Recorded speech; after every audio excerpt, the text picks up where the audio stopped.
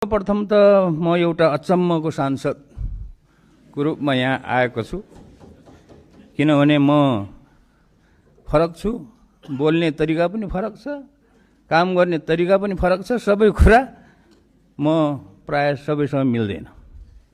त्यसैले म आफ्नो परिचय पनि दिन चाहन्छु र म कसरी यो ठाउँमा आउनै नपर्ने मान्छे यो ठाउँमा कसरी आइपुगेँ भन्न पनि चाहन्छु।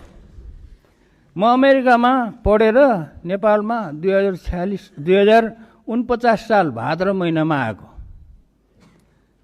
र अहिलेसम्म 33 वर्षभन्दा बढी काटिसक्यो।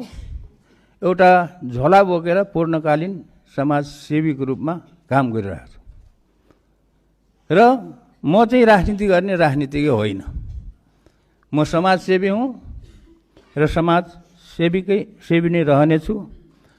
सदनमा मेरो भूमिका पक्ष विपक्ष भन्दाखेरि पनि निष्पक्ष हुनेछ।